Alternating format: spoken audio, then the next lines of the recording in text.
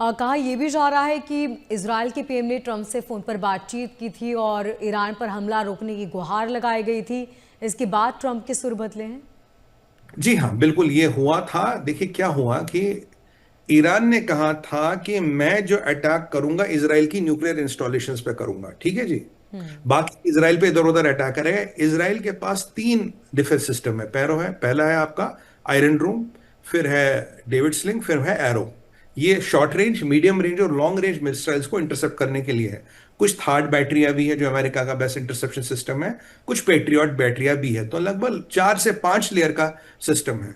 पर last time जो युद्ध हुआ उसमें 5 से 6% ऐसा रॉकेट था, ऐसा मिसाइल था जो इनको भेद करके इसराइल के रिहायशी ठिकानों पे लगा। अब उसमें कुछ लोग मरे, कुछ 300-350 लोग मरे और करीब करीब 10,000 से ज्यादा लोग बेघर हो गए थे। अब ईरान कह रहा जी मैं पूरा अटैक जो करूंगा आपकी न्यूक्लियर इंस्टॉलेशन पे करूंगा। अब न्यूक्लियर इंस्टॉलेशन कहाँ कहाँ है आपके?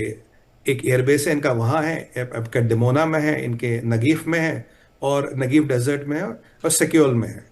यह इनकी नॉन न्यूक्लियर इंस्टॉलेशन। अब मान लीजिए ईरान के पास 300 से 400 बैलिस्टिक मिसाइल है जिनकी रेंज इसराइल तक है, सारों की नहीं है। अगर वो 400 की 400 मैं इन जगहों पे छोड़ दूं, मान लीजिए, तो क्या होगा अगर यहां एक भी मिसाइल मिस हो गई? वहां तो 5-6% मिस हो गई, चलो एक अपार्टमेंट टूटा, कुछ लोग मर गए अनफॉर्चुनेटली, एक बिल्डिंग ध्वस्त हो गई। अगर यहां मिसाइल मिस हो गया तो यहां तो सीधा त्रासदी। और इसराइल क्या करेगा? इसराइल जाके अटैक करेगा इनके साइट्स पे। इनकी साइट्स कहाँ पे? इनकी तो नेटन्स में भी आप देखिए, इस्फहान का सर नेटन्स में तो रिएक्टर लास्ट टाइम भी नहीं छुआ था।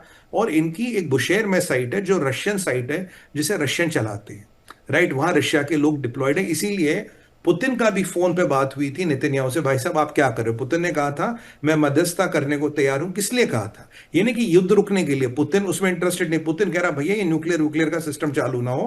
फिर उसने मोहम्मद पजिस्कियन को भी फोन किया था, भाई ये जो आपके मुल्ला जी ये कह रहे हैं कि अब तुम्हारा मिसाइल इसराइल पे लगे ना लगे, इनका 100% तुम पे लगेगा और तुम्हारी वाट लग जाएगी। अब मान के चलिए मोनिका जी, अगर बुशेर साइट गई, जो अगर इनकी साइट्स पे अटैक हुआ, ये भी करेंगे, बुशेर में आपका पूरा पर्शियन गल्फ का कोस्ट पूरा ये रेडियो एक्टिव हो जाएगा।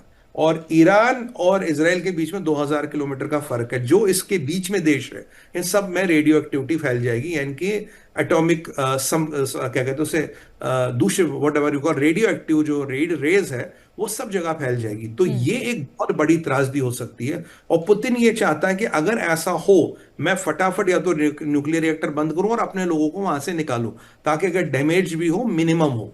तो इसीलिए पुतिन ने नेतन्याहू से फोन किया था। ऑफिशियली ये बताया गया, ये बात हुई कि हम मध्यस्थता करेंगे। बात तब हुई जब ईरान ने न्यूक्लियर धमकी दी, उससे पहले पुतिन का फोन नहीं गया। ईरान की न्यूक्लियर धमकी के बाद ही बेंजामिन नेतन्याहू का फोन गया ट्रंप को। और अगले दिन इसराइल के जो जनरल है जमीर, जो head of the Israeli army है, वो एरो हेड जो एरो मिसाइल डिफेंस सिस्टम है, उनके साथ बैठे थे। उन्होंने बोला यार सिमुलेट करो, अगर पॉइंटेड अटैक कहीं 200-300 मिसाइलों को आए तो तुम कैसे बचाओगे?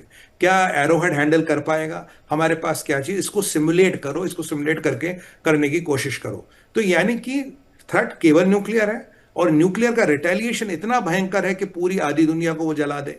तो इसीलिए ट्रंप थोड़ा रुक गए थे, कि इसीलिए बेंजामिन नेतन्याहू ने कहा आप थोड़ा रुकिए, इसकी कुछ व्यवस्था ढूंढनी पड़ेगी, इसके कुछ विकल्प ढूंढने पड़ेंगे। देखिए खोमेनी को कोई फर्क नहीं पड़ता, जो अपने 15-20 हजार लोगों को मरवा डाले और कहता 20,000 मेरे पास है उनको मार दूंगा। तो अगर इसराइल में यहूदी मरे, इराक में कोई मरे, सऊदी में मरे, इसको क्या फर्क पड़ता है? जो अपने लोगों का सगा नहीं, बाकियों का तो उसके लिए मतलब ही नहीं। भाई अल्टीमेटली ये तो इस्लाम इस्लाम के का तो ये नाम यूज करते हैं, है ये बेसिकली सारे आतंकवादी हैं, ये बेसिकली सारे जिहादी इस्लाम का चोगा पहन के इस्लाम को बदनाम करके अपना एजेंडा चलाते रहते हैं। अब बताइए अपने 15-20 हजार लोगों को कौन सा मुल्ला मौलाना का कहा इस्लाम में लिखा है, कहा इजाजत दी है तुम इन लोग को मारो? अब ये खमीनी ने मार दिए। भाई इनको पावर चाहिए, इनको याशी चाहिए, है तो ये सारे बेसिकली आतंकवादी।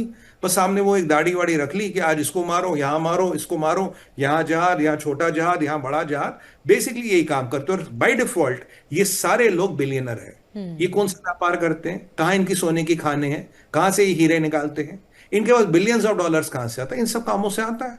तो ये अनफॉर्चुनेट है, कंट्री को बर्बाद करके अपने घर भरना, इस्लाम को सामने रख के आतंकवाद करना और अपने ही लोगों को मारने का काम, ये 3 स्टार है खमैनी के।